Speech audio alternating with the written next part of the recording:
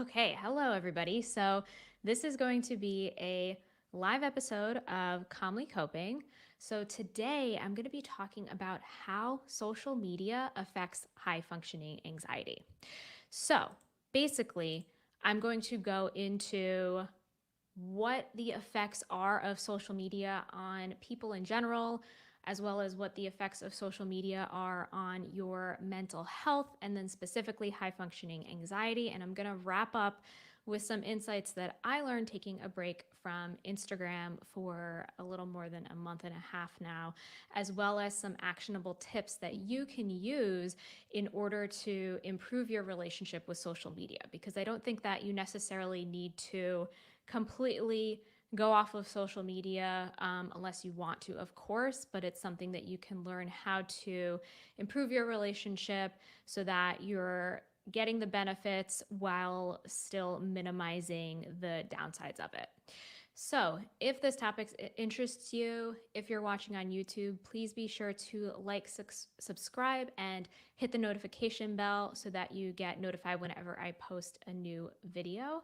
And I will be leaving some time for answering questions at the end if you have any of those. So, first, I want to talk about my free high functioning anxiety workshop because I have been revamping that behind the scenes. So, if you're interested in a step by step for how to overcome high functioning anxiety, I'm going to be teaching you how to let go of anxiety and worry, simple tips to relax your mind and body, as well as simple shifts you can use to actually have work life balance, as well as the benefits of prioritizing yourself first and building up confidence. So you can get on the waitlist for that training and then get notified whenever it is up by going to calmlycoping.com/workshop.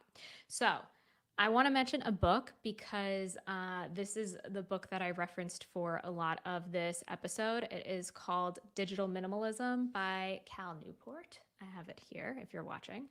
And so I actually have read this book in the past, and I followed this book this time around about 2 months ago to kind of do a digital declutter. And he talks a lot about the effects of technology, social media, always being connected on us, and how we can kind of try and mitigate those negative effects. So, first, let's talk about how social media affects people as a whole. So, basically, when it comes to social media, is actually can become a behavioral addiction, and behavioral addictions can resemble substance addictions. So basically, when you are always reaching for your phone or checking Facebook or Instagram to see how many likes you've gotten or comments, that hits on a reward center in our brain, and it's hard to resist checking. It's something that becomes automatic, and it becomes so a part of your day and the things that you do and the routines that you have. So it's something that is really important to keep in mind. These tech companies invest billions of dollars in trying to hold your attention and keep your attention there. So it's not just that there's something wrong with you if you have difficulty resisting checking social media, or if you find that it's hard to stay away. It's something that, it's designed to stay that way and to be that way. So it's completely understandable if you have that experience. So social media also draws on our needs as humans to encourage that behavioral addiction. So it does this in two ways: with intermittent positive reinforcement. So research studies demonstrate that this is a way to keep people coming back. So what intermittent positive reinforcement means is that it's kind of random when you're getting that reinforcement of a like or a notification.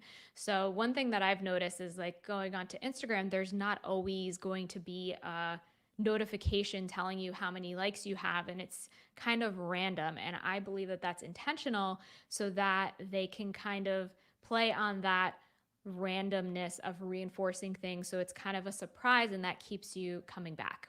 So another thing is the drive for social approval. So we all want to be approved by others, and we all want to be liked and acknowledged. And so that is something else that social media plays on a lot. So like I said before, you're the product when it comes to social media. If you're not paying for something, then usually you're the one who is the product and your attention is the product. So it's important to be aware of that. It's hard to be intentional when it comes to how you're using social media 100% of the time, because there's always going to be things like the algorithm that are throwing things at you that you may not you're not going to have control over, but that you may not realize how those things influence your mental health. So now let's go into part 2, which is how social media influences your mental health as well as high functioning anxiety. So number 1 that I identify is distraction from your own mind. So we all have these smartphones, and basically when you're always reaching for your phone, or when you always have a distraction or something that's keeping your mind occupied, then that is potentially depriving you of the necessary time that our brain needs to rest and to actually process and work through things. So there's this instant gratification that we get from checking social media, reaching for our phone, seeing if somebody sent us a message or commented on something that we posted. And so when we're constantly avoiding difficult emotions by reaching for those things, like I'm feeling bored, I'm feeling anxious, I'm feeling stressed, you may unconsciously just reach for something that's easy to keep your mind off of things and to kind of wind down. I know a lot of times people will go on their phone as a way of like winding down or taking a break, and it can feel like this is something that's calming and relaxing. But in reality, what you're doing is distracting yourself from your own thoughts and from your mind. And in the long run, this results in a buildup of emotions and can result in a buildup of anxiety, because experiencing the discomfort that comes from your negative thoughts or from anxiety or from any of those difficult emotions, that's necessary in order to process and work through these emotions. So the more that you avoid things, if you're in a place where you're addicted, or even if you're not addicted and it's just something you use once in a while as a way of coping with how you're feeling, it can result in then you not really fully addressing what's going on in your mind and not allowing your brain the space that it needs to work through and process things. What I notice a lot with high functioning anxiety is that our brains need time and space in order to kind of work through and problem solve without actively trying to do so. So one thing that I notice is, let's say if I'm going on a walk without my phone, or driving in the car, or in the shower, those moments where you don't really have that distraction. Excuse me. I need a drink of water. Those moments where you have that distraction, or where you don't have that distraction, then it can be the moments where I notice where ideas come up, or my brain is kind of just working through and going through problems or figuring things out without me actively trying to do so. So there's something that our brains have that's called the default network, or the default mode. And this is basically what our brain does when we're not actively thinking about something or doing something. And so this part of our brain has evolved over thousands of years for a reason, because it's important and necessary. And the more that we fill up our empty time with more busyness, or with checking your phone, or with always being distracted, the less you're allowing your brain to actually work through your emotions and potentially come up with ideas and spawn more creativity. So we need that solitude and that space where it's not filled with anything in order to thrive as human beings. So Cal Newport in the book Digital Minimalism calls it solitude deprivation, that we're depriving ourselves of that solitude.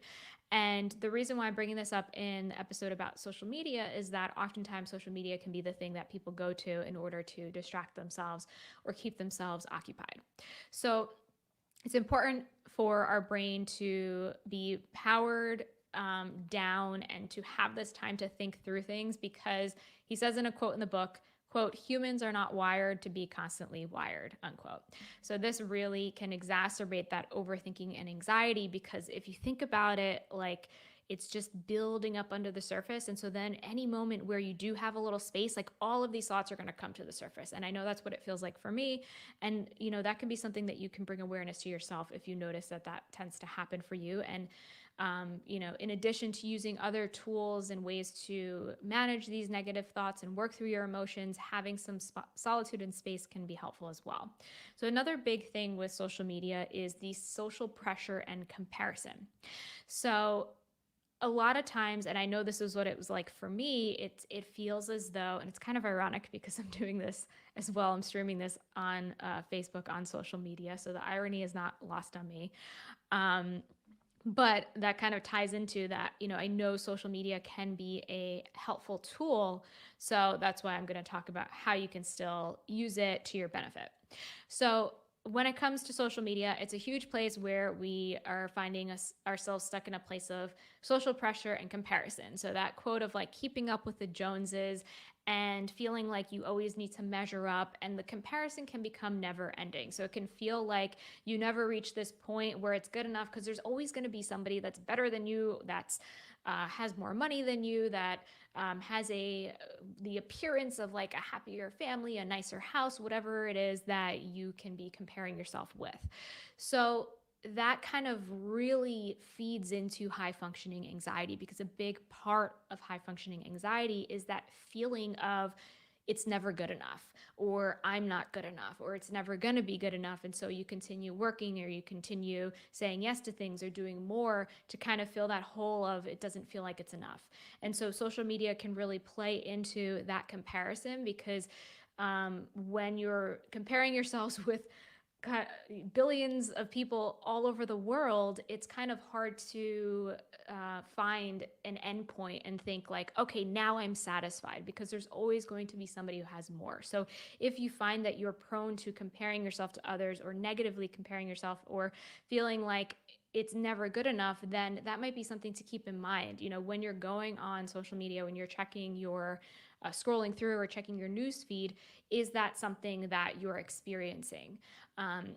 Another thing could be the perfectionism that comes up with high functioning anxiety. So there can be this feeling of perfectionism and this pressure to appear a certain way, to have a certain level of success. And so a lot of people, it's inherent that we all kind of curate what we want to put out there. And so there can be this pressure if you're sharing things online that, it needs to look perfect, especially if you're afraid of other people judging you or criticizing you. There can be this constant kind of awareness in your mind of like, okay, if I put this out there, what are people going to think of this? How are they going to perceive me? How are they going to judge me? Are they going to think of me negatively? Are they going to criticize me? So that can be another area where social media use can really play into that fear of judgment, that fear of criticism that can go along with anxiety and high functioning anxiety. And it's also that kind of feeds into that perpetual hamster wheel of kind of like needing to keep up with others. So like I said, it's never enough, and there's always going to be another level for you to strive to. So I know this all sounds really negative. I'm going to get into what you can do about this at the end. But, when it comes to that fear of judgment, that comparing yourself to others, the need to succeed, or the fear of failure, all of these things can really be heightened with social media, especially if you're not using it intentionally. And so it can show up as well as like overthinking what you're posting, overthinking a comment, overthinking even liking somebody's post. What are they going to think? How are they going to perceive this? So all of this overthinking that you might experience that can come up in real life, but then also can come up in social media, it's going to be very similar. And at the same time, another thing that I think is important to point out about social media is that oftentimes it can promote just shallow surface level interaction. So rather than having a conversation with somebody, maybe it's liking a post or leaving a comment. And human interaction and relationships are so important for us as humans, and for us to feel fulfilled, and for us to feel connected with others.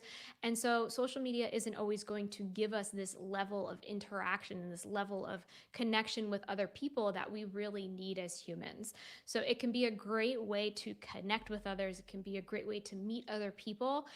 And at the same time, I also think it's important to have additional relationships, whether it is taking those relationships off of social media and having a phone call with somebody or spending quality time with them or something like that, or a Zoom call, or it is cultivating relationships you have outside of social media. So, now that I've spoken about some of the effects of how social media influences high functioning anxiety, another one that I want to talk about is the addictive nature, which I kind of touched on in the beginning of the episode.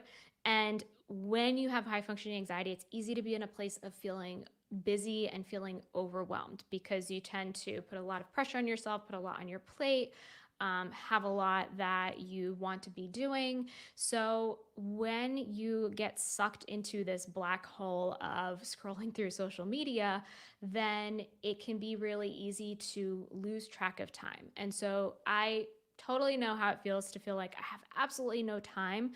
And, when you aren't being intentional with the time that you have outside of the things that you have to do, the responsibilities that you have, and you find that every break you have or every second you have, you're just picking up your phone and scrolling. This isn't to judge you for that because I have done that myself. I've worked with many clients and students who have done the same thing.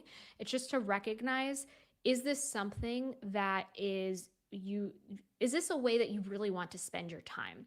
Because the thing with social media use is that it often just becomes like a default and an automatic, and we're not actually thinking about, is this the way that I want to be spending my time right now?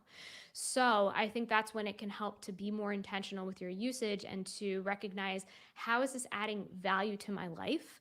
And if not, then maybe I can replace this with something else or another way to spend my time.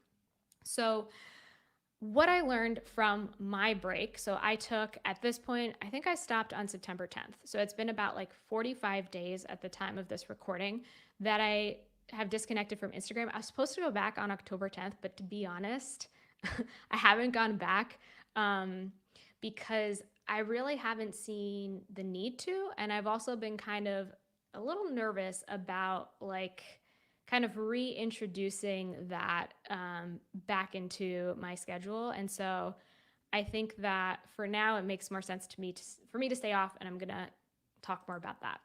So what have I noticed? I took some notes here about what are the changes that I noticed over my break. So I have more time and less stress. So I was using Instagram primarily for my business. So I was posting posts, I was posting on stories on a pretty regular basis. And for me, I felt like it was something that created more pressure and stress to, need to be posting something and to need to be active there. And so it was kind of like I was adding another thing to my to-do list. And so I wanted to take this break to do an experiment to see, is this really adding value to my life? Is this really something that's adding value to my business? And although there are many people who I know did find value from my Instagram account, at the same time, I think it's most important for me to make decisions in my business that are going to benefit not just who I'm supporting, but also me in the long run. Because if I'm not passionate or excited about doing something, then that's going to come across and it's not going to necessarily always be helpful to people. So what I noticed is that, I don't need it to run my business. I haven't noticed any negative impacts from not staying on Instagram. I also feel like I have more clarity in myself and in my business. And I feel as though because not being on Instagram is more in alignment with my values, because I am not the kind of person who wants to always be online or on social media and wants to always be documenting my life. I appreciate staying present, and I appreciate just doing things for me and for the people I'm with and not needing to constantly share them online. And there's nothing wrong with you if you want to do that, but that's just doesn't work with me. It doesn't fit with me. And it felt as though I was kind of trying to fit a square peg into a round hole. And I just continued to do this because I felt as though this was what I should be doing. And maybe this might apply for you, even if it has nothing to do with social media. Maybe there's something that you're doing that you feel like, I should be doing this, everybody else is doing this, or this is the way to do things, but maybe it really doesn't fit or align with you. And that's what I think I discovered when it came to taking this break from Instagram. I felt less pressure. I felt like I'm stepping off of that hamster wheel of constantly creating things just for the sake of creating them.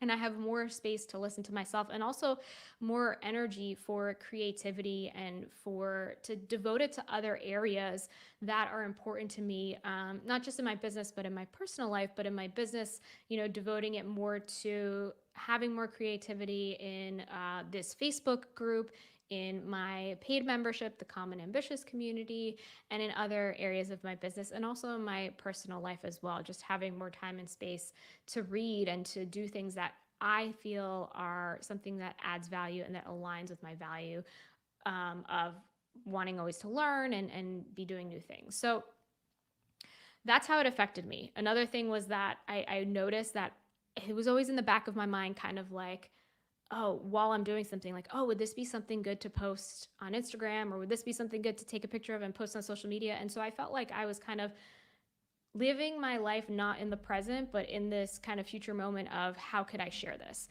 And that was something that I just know doesn't work for me. And so that's how it affected me. So now that I did that whole explanation and talked about that, I want to talk about tips to help you be more intentional with social media. Because as you might be able to see if you're watching this on Facebook, I'm not completely off of social media. So I still use Facebook for my Calmly Coping community, which if you're listening to the episode, you can join by going to calmlycoping.com/group.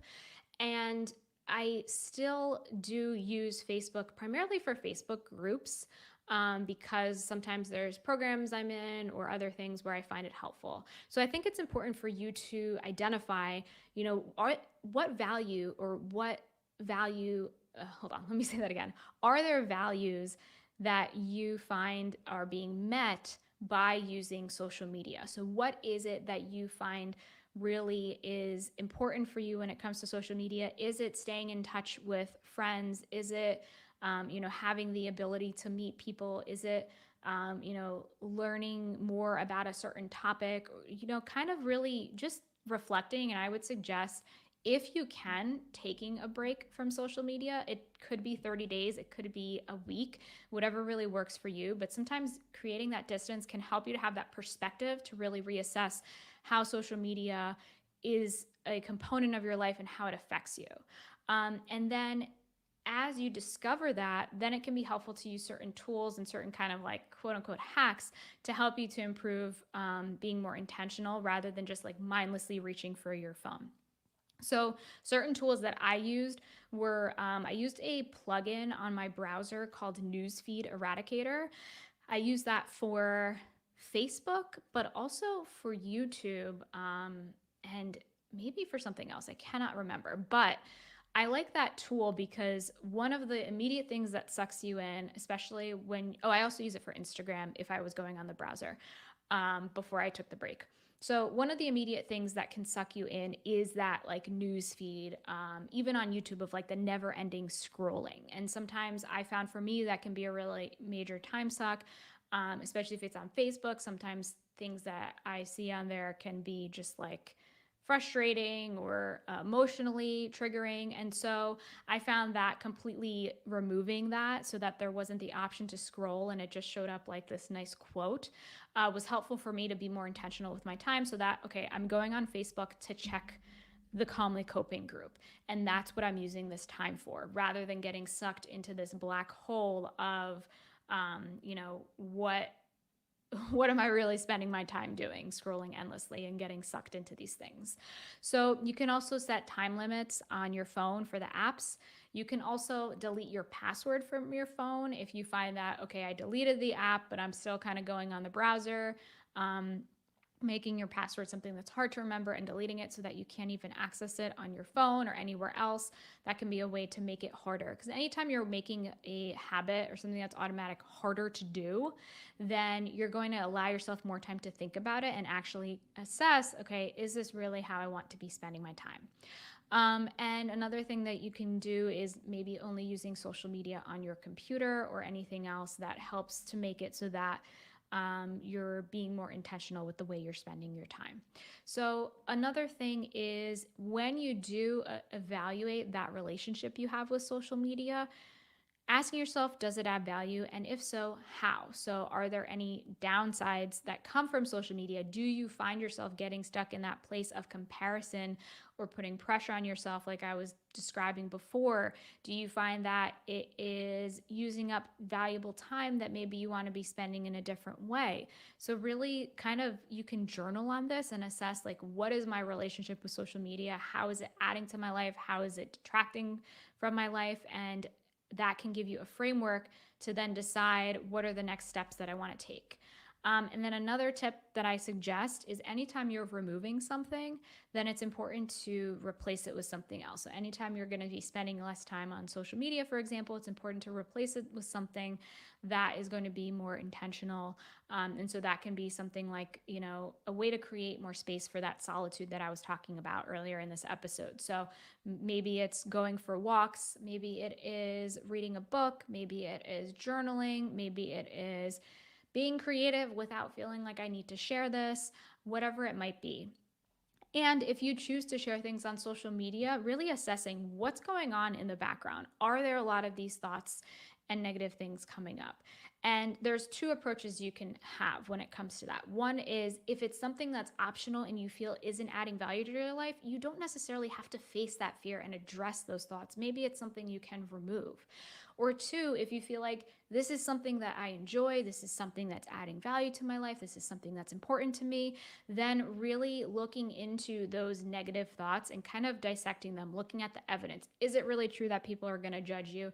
Is it really true that, you need to be doing as well as this other person? Kind of analyzing those negative thoughts and kind of looking at the evidence to see how true is this really? Because a lot of times our thoughts, worries, and fears are exaggerations of reality. So if we can take a step back and really look at them and assess them, then that can oftentimes help you to see that, so that then you can continue on in doing what it is that you want to do when it comes to social media, or this applies to anything. So those are the tips that I had for today. I don't see any questions in the comments. If you have any questions, now would be the time to share them. I do want to share that I'm not going to be releasing a podcast episode next week. Things have been super busy recently. I've been working on this high functioning anxiety training, and then also moving my entire email list from one platform to another, and that's been super time consuming. So I decided, okay, so I do not burn myself out, and this is one thing that I do when it comes to my tendency to get in that high functioning anxiety cycle. I assess, how important is this? What's more important? Is it really essential for me to release a podcast episode this week and burn myself out potentially? Or is it okay for me to say, all right, I need to take a break this week and then I will return next week? So that's what I'm doing for next week. So there will be no podcast episode. And if you liked this episode, if you found it helpful, then please like wherever you're watching. Please subscribe either on YouTube or on wherever you're listening to podcasts. And I think I don't see any questions. So thank you so much for tuning in today. And until next time, be calm.